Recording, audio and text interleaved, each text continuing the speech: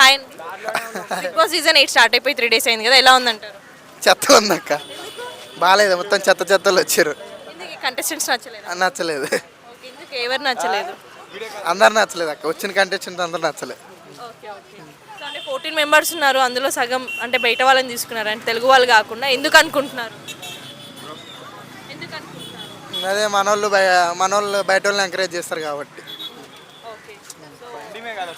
అంటే కన్నడ వాళ్ళు సీరియల్ వాళ్ళు వాళ్ళని తీసుకున్నారు కదా. ఇప్పుడు ఉన్న వాళ్ళు నిఖిలే మంచిగా చేస్తుండే, బయట ఎవడైనా కానీ మంచిగా అనిపిస్తుండే. నిఖిల్ అన్నిట్లో నాకే తెలుసు అన్నట్టు బిహేవ్ చేస్తున్నారు అని అంటున్నారు కదా. అట్లేం లేదన్న, మంచిగా ఉంది. సరే, ఉన్న వాళ్ళలో ఎవరికి సపోర్ట్ చేస్తారు మీరు? అంటే లాస్ట్ వరకు ఎవరికి సపోర్ట్ చేస్తారు? నిఖిల్ అన్న, నిఖిల్. సో ఒక తెలుగు వాళ్ళకే సపోర్ట్ చేయకపోతే అయింది.